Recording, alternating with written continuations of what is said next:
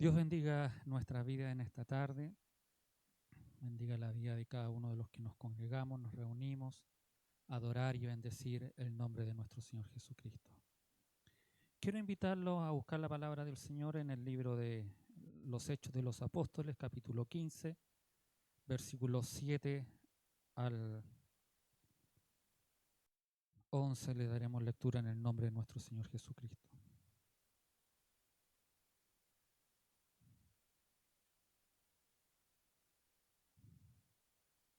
Mientras usted busca la palabra del Señor, quiero agradecer al Señor por su amor, por su misericordia, porque fue una semana diferente, distinta, de incertidumbres, de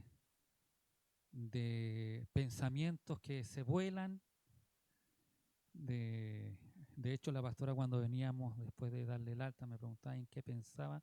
Yo le dije, pensé en muchas cosas, pero la más dura fue cuando, no sé si ustedes se recuerdan, hace muchos años atrás, bueno, no tantos, pero la hermana Mónica había ido al hospital por una cosa que era un dolor de estómago y nunca más salió de ahí.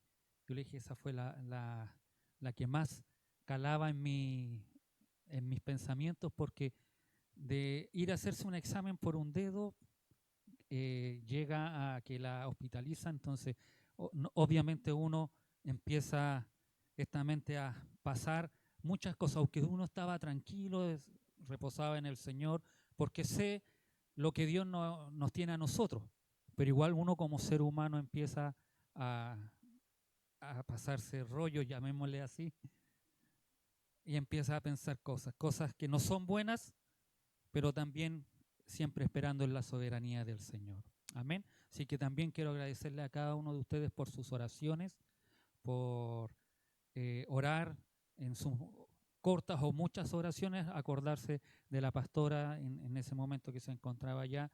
Mañana tenemos que nuevamente ir al hospital en la mañana a sacar ya una hora, faltó un examen que le hicieran y también ver el resultado del examen que le hicieron antes de traerla. Y bueno, lo que Dios quiera será siempre bueno, nos guste o no nos guste, siempre es bueno. Amén. Así que si ha encontrado la palabra del Señor, le invitaré a que se ponga de en pie.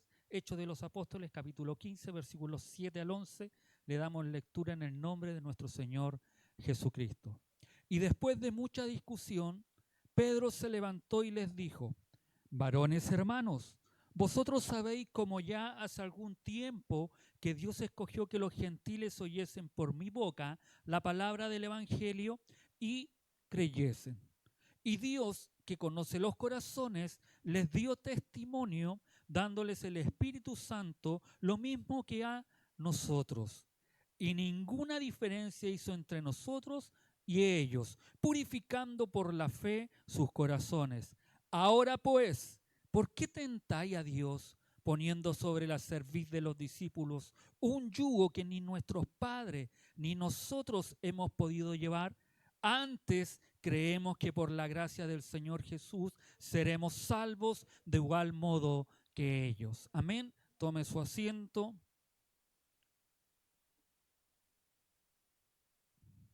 Dios bendiga a Jaime que se encuentra en medio nuestro. Bendiga a Sandy que viene llegando con su pequeño Isaac. Dios le bendiga.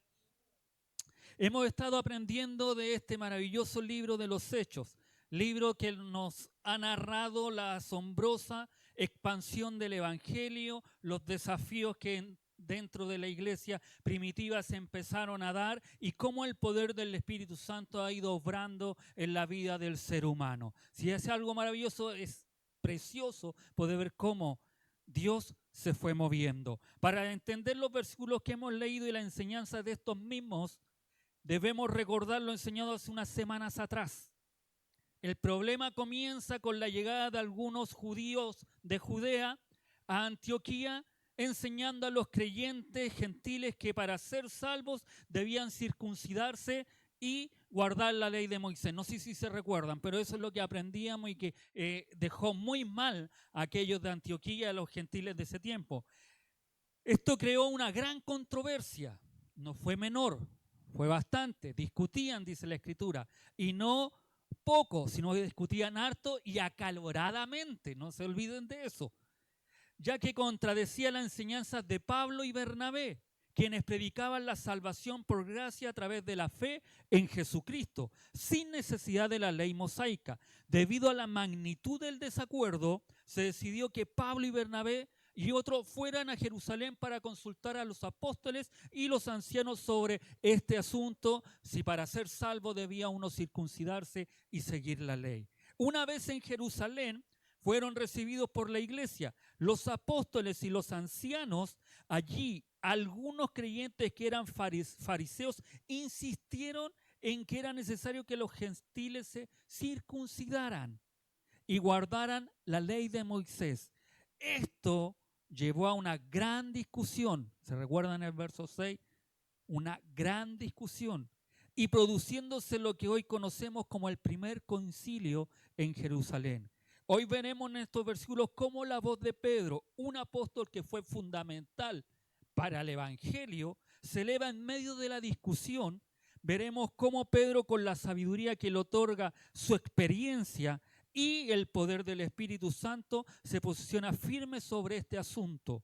Su intervención no solo nos ofrece una visión de la gracia de Dios, sino que también establece un precedente vital para la forma en que la iglesia debía abordar las diferencias y las nuevas realidades que se estaban dando. No sacamos nada, y eso se infiere a nosotros hoy en día, no sacamos nada con esconder las cosas, sino que al contrario, debemos decirlas, aclararlas y salir del error. Estos pasajes tienen argumentos que fueron presentados hace casi 2000 años, que hoy resuenan con fuerza en nuestros propios desafíos y preguntas.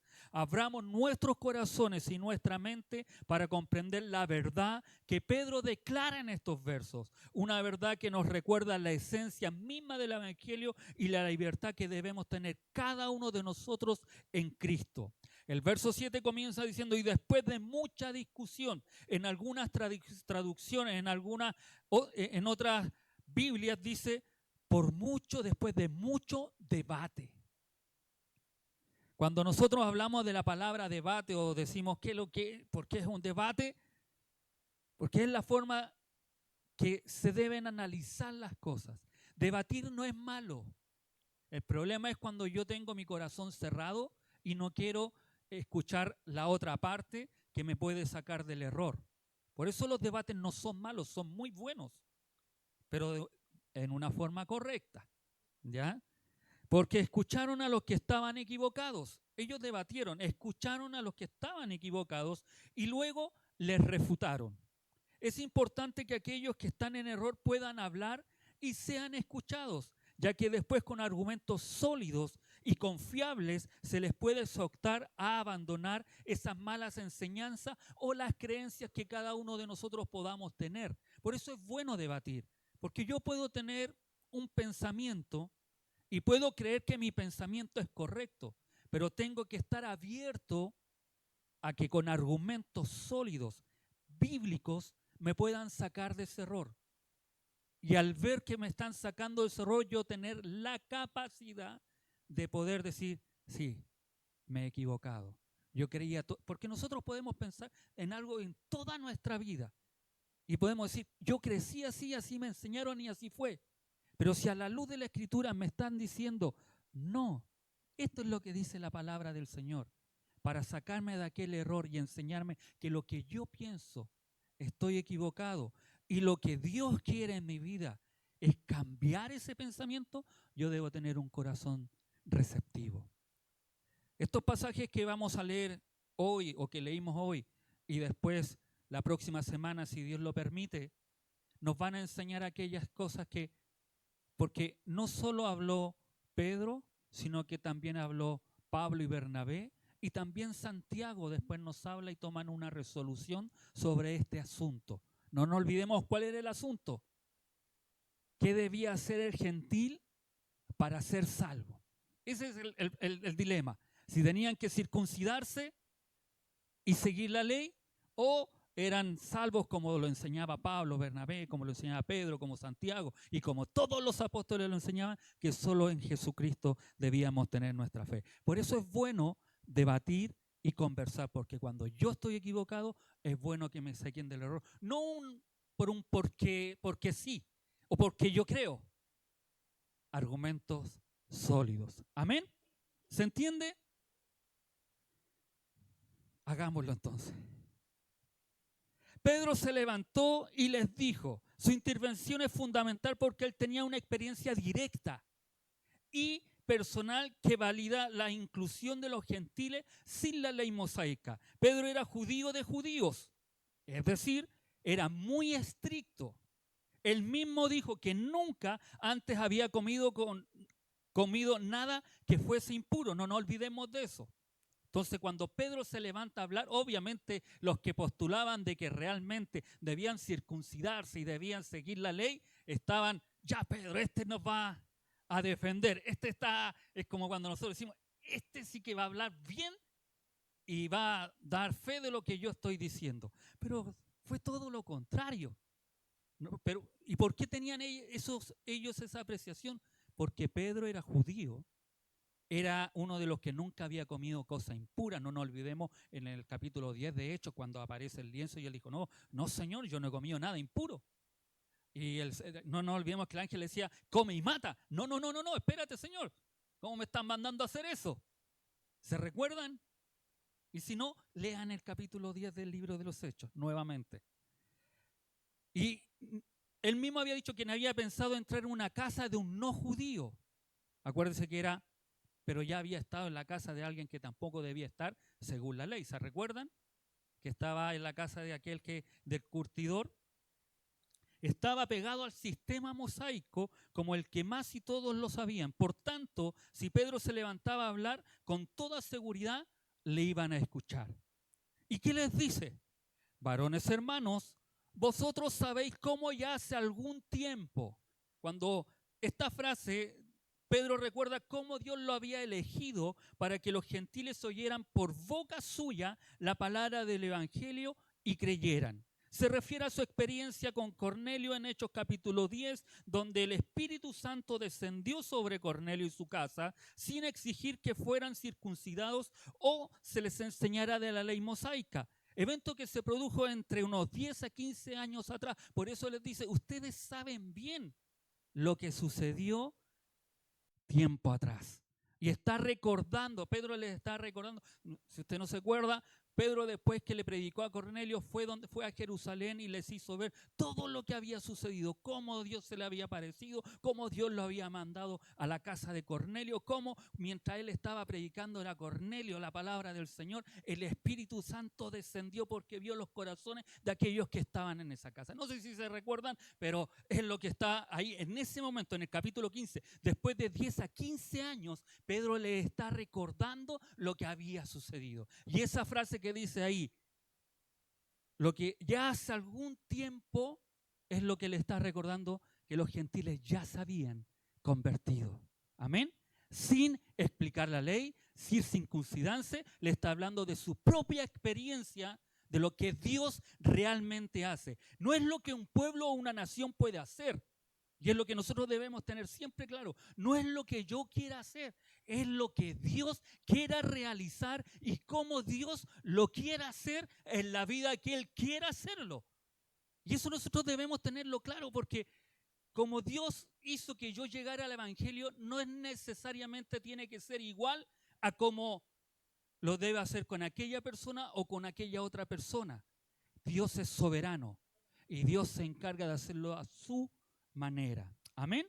Aunque sea doloroso, a veces en medio del dolor Dios se glorifica. Amén.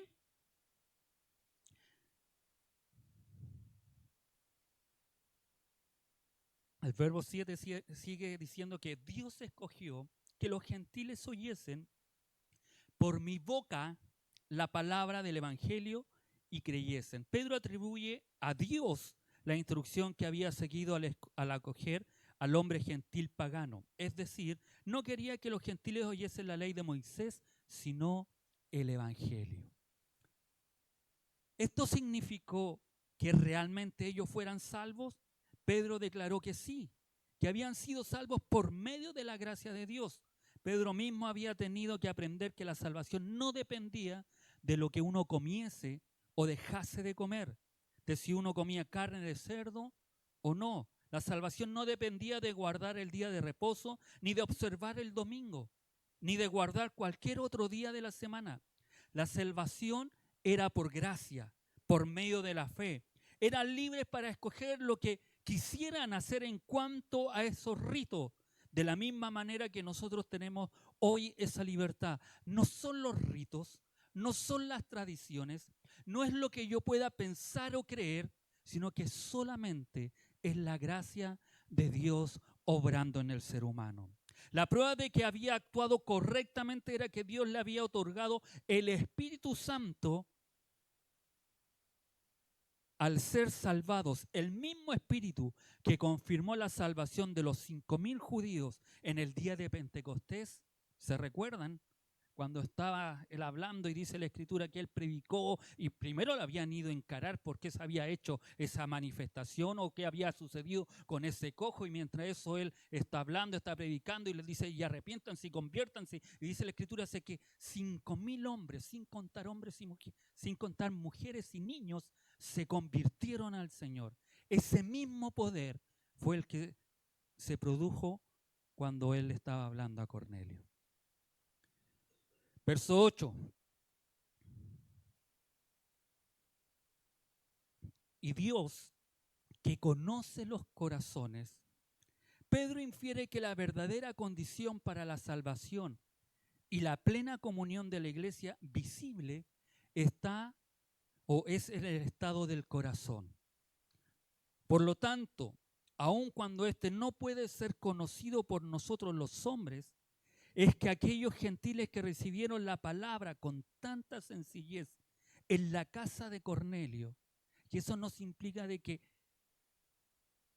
en la casa de Cornelio, como ellos estaban escuchando atentamente a Pedro, y en sus corazones estaban meditando y estaban reconociendo que necesitaban a ese Dios que estaba predicando Pedro, Dios conoció y vio esos corazones. Usted y yo nunca vamos a conocer el corazón del ser humano, ni aún a veces conocemos el nuestro. Pero Dios sí lo conoce. Por eso y Dios que conoce los corazones, porque Dios te conoce a ti y me conoce a mí.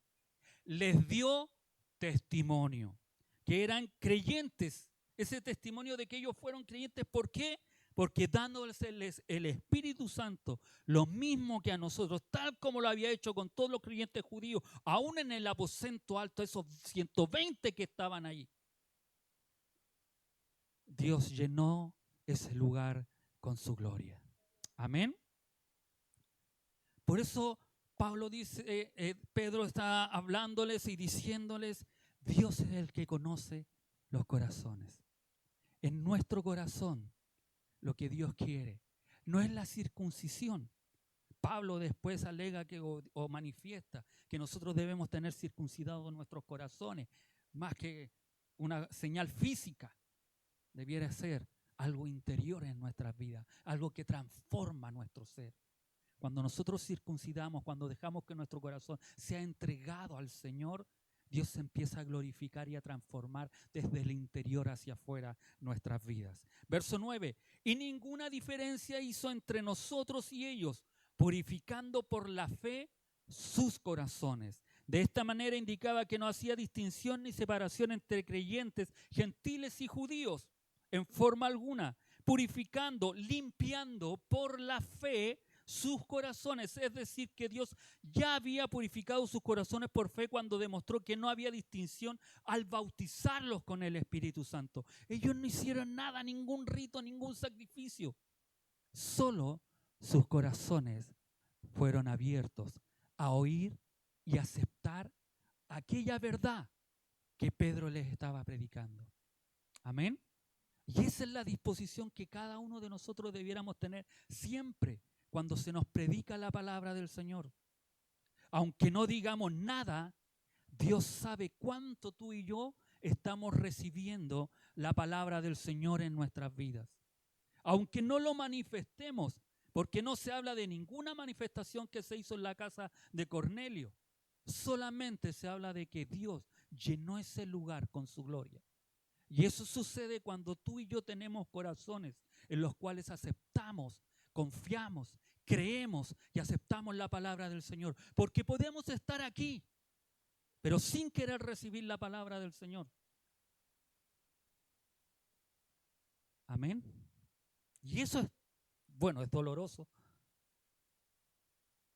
Y sinceramente, si alguien está en esa condición, no tiene sentido a veces.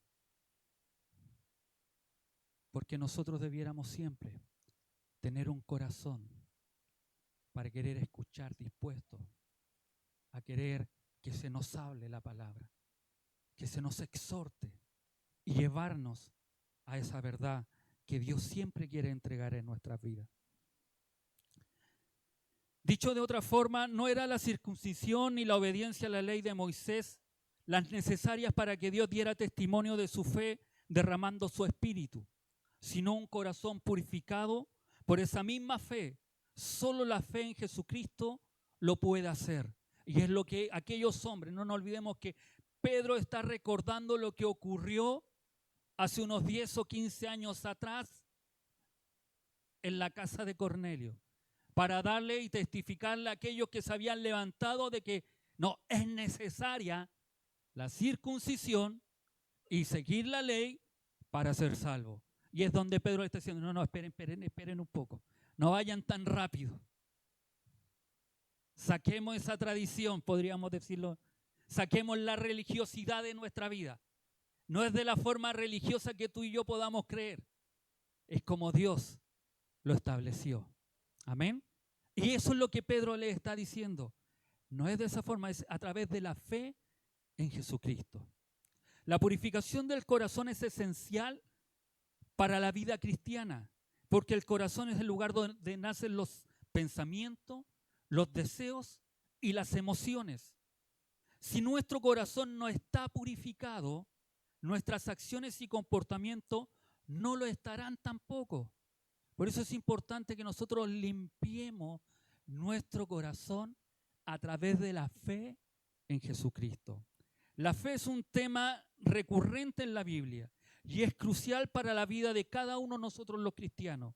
La fe en Jesucristo y en otra obra y en su obra redentora en la cruz es lo que nos salva y nos da vida eterna. La fe es lo que nos permite confiar en Dios, depender de Él. Sin fe es muy difícil que usted y yo podamos confiar y depender plenamente en el Señor. La fe nos da esperanza, nos libera del temor y de la ansiedad. Podemos estar seguros en el Señor. La fe también es un acto de obediencia a Dios, ya que creemos en su palabra y en su plan para nuestras vidas. Sin fe es imposible agradar a Dios, dice la Escritura. Por eso es importante la fe, porque puedo estar circuncidado, puedo estar bautizado, puedo seguir la ley, pero no confiar plenamente en el Señor. Puedo ir a la iglesia, puedo estar en los estudios, puedo estar todos los domingos estando aquí en la iglesia y con el mejor terno, pero a lo mejor no tengo fe en Dios. Solamente lo hago como un rito, como una costumbre, y porque a lo mejor muchas veces ya no tengo nada que hacer, hice todas las cosas en la casa y me sobró tiempo para ir a la iglesia. Como solamente una mera costumbre. Y es lo que no debiera ser, porque nuestra fe nos debiera mover a estar, a participar.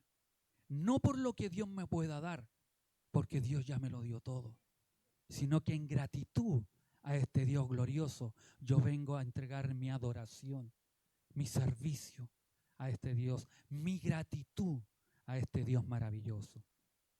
Verso 10. Ahora pues, ¿por qué tentáis a Dios poniendo sobre la cerviz de los discípulos un yugo que ni nuestros padres ni nosotros hemos podido llevar? Pedro se dirigía a aquellos que están insistiendo en que los creyentes gentiles deban cumplir con la ley de Moisés para ser salvos. Pedro les argumenta que ni ellos ni sus antepasados pudieron llevar el yugo de la ley de Moisés y por lo tanto no debieran imponerlo a los gentiles creyentes. Esto es como muchas veces nosotros actuamos. Le imponemos a otros que deben ser santos y vivir en santidad, pero nosotros no lo hacemos. Es como la ley del embudo que muchos le llaman. La parte más grande es para los otros y la pequeñita para mí. Es como Jesucristo lo manifestó cuando dijo que nosotros nos fijamos de la paja en el ojo ajeno y no vemos la viga que tenemos en nuestra. Es como aquel mosquito que colamos y nos comemos un camello, en pocas palabras. Eso es lo que Pedro le está diciendo. Ustedes le exigen, le están poniendo leyes a aquellos gentiles, aquellos que ni siquiera eran judíos para ser salvos. Y nosotros que teníamos el convencimiento, que teníamos a este Dios por solo nosotros, no fuimos capaces de cumplir esas leyes, pero se las imponemos a los otros.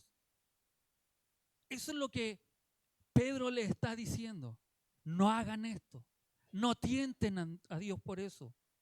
Porque están, en pocas palabras, dejando la obra de Dios, la que Él hizo, de lado. Dios no lo hizo de esa forma. Dios no lo manifestó. En otras palabras, Pedro está argumentando que la salvación no depende de la observancia de la ley de Moisés. Dios ha demostrado a lo largo de la historia que está dispuesto a perdonar y aceptar a las personas en base a su fe y no a sus acciones. Lo importante hoy, o lo más hermoso de nuestra fe, es la certeza que la gracia siempre prevalece.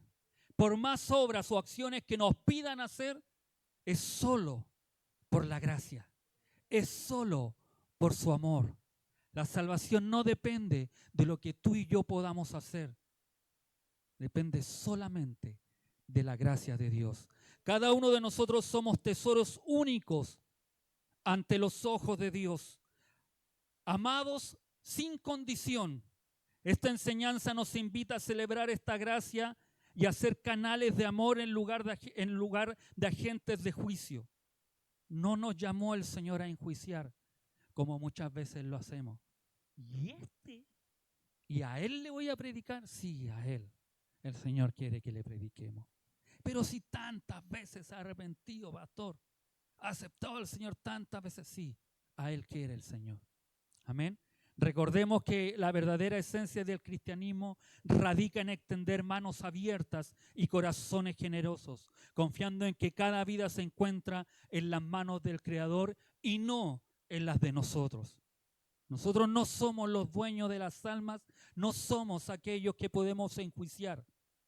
Somos aquellos que fuimos llamados a predicar el Evangelio. Dios nunca ha salvado a nadie por haber guardado la ley, porque nunca ha habido alguien que la haya cumplido.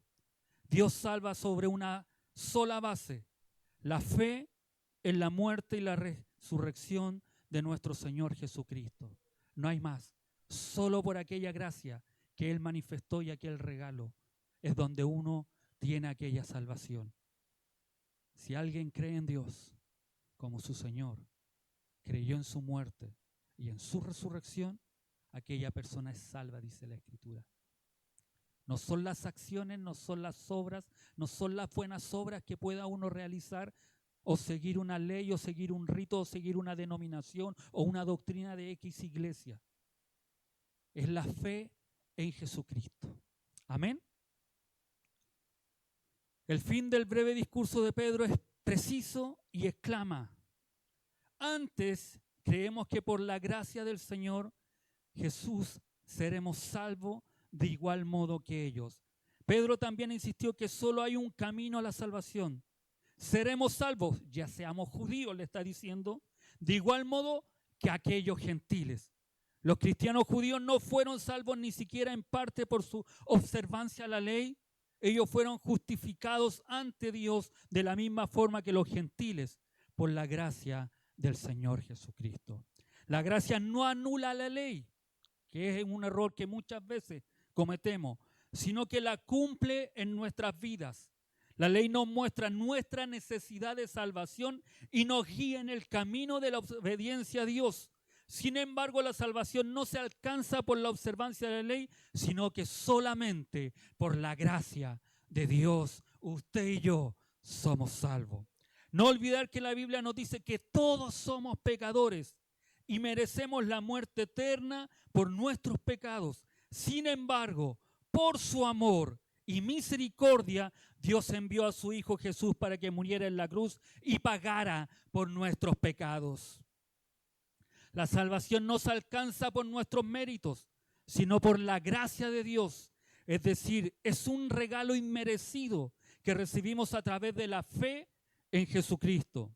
Esto nos recuerda que tanto los judíos como los gentiles pueden ser salvos por la gracia del Señor Jesucristo. Y no solo ellos, sino que hoy, si nosotros hoy extendemos ese manto de gracia, extendemos esa comprensión, nos vamos a dar cuenta que no solo el judío, no solo el gentil, sino que aquella persona que incluso ha renegado muchas veces contra Dios también puede ser salvo.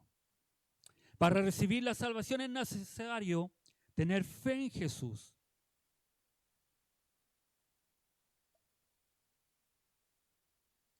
La fe es la confianza en que Jesús es el Hijo de Dios y que murió por nuestros pecados. La fe no es solo una creencia intelectual, sino una convicción personal que se manifiesta en nuestra conducta. La fe se desarrolla a través del estudio de la Biblia, la oración y la comunión con otros cristianos. La Biblia nos muestra que la fe en Jesús es el camino a la salvación. En una era donde a menudo se valora el rendimiento, la autoayuda y el merecer las cosas, estos versículos nos recuerdan que la salvación no es por obras, ritos o méritos, sino por la pura gracia de Dios a través de la fe en Jesucristo. Esto contrarresta cualquier tendencia al legalismo, añadir requisitos humanos en la fe para ser más salvo o más espiritual que pueda surgir en nuestras iglesias hoy. Nos libera de la presión de tratar de ganarnos el favor de Dios.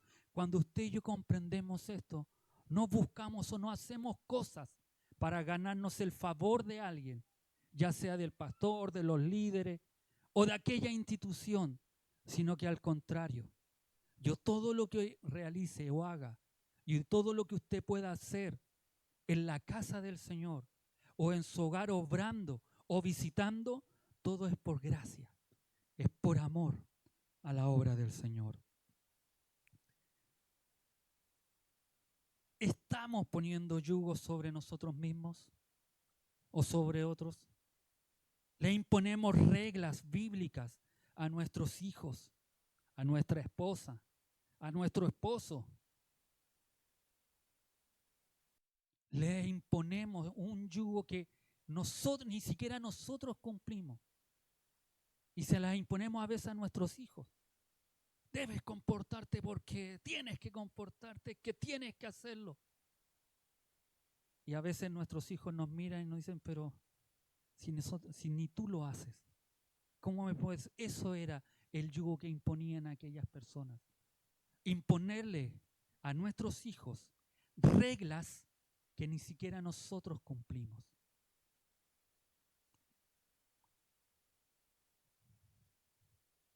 Y aquellas cosas que muchas veces les imponemos, ya sea a nuestra esposa, a nuestros hijos, a nuestro esposo, a nuestros amigos, vecinos o incluso a hermanos de la iglesia.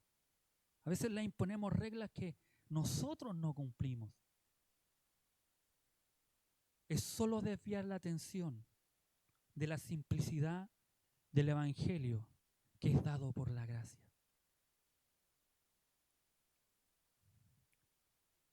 Así como en este tiempo se discutía, o en ese tiempo se discutía si los gentiles debían hacerse judíos para ser cristianos, hoy podemos caer en la trampa de exigir a las personas que se conformen a nuestras costumbres culturales sociales o incluso denominacionales antes de considerarlos verdaderos creyentes o parte de nuestra comunidad. La enseñanza de Pedro nos llama a eliminar cualquier barrera artificial que impida a las personas venir a Cristo o sentirse bienvenidos en la iglesia. Esto incluye prejuicios raciales, socioeconómicos, de trasfondo o incluso de estilo de vida, una vez que la fe ya ha estado establecida en nuestras vidas. Es Cristo el medio. No son nuestras leyes, nuestro legalismo, que muchas veces difiere mucho de lo que es el cristianismo que realmente Jesucristo predicó. La intervención de Pedro sirvió para discernir lo esencial de lo no esencial en la fe cristiana.